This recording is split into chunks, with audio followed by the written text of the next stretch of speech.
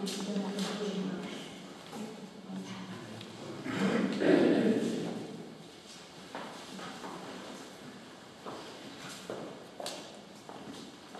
nome del Padre, del Figlio e dello Spirito Santo. Amen.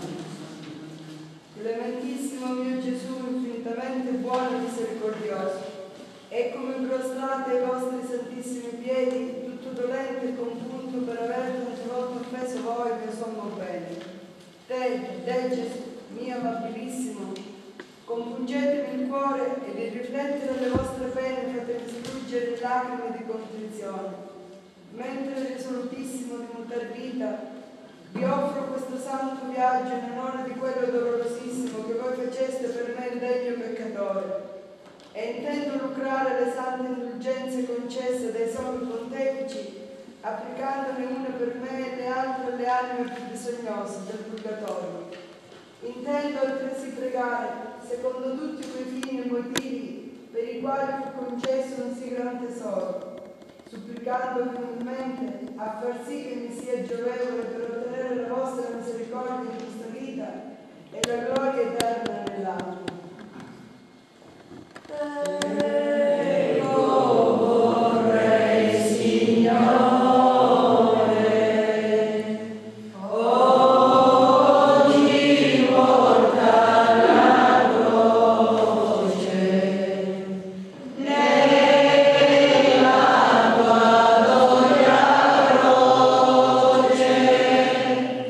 Io ti vorrei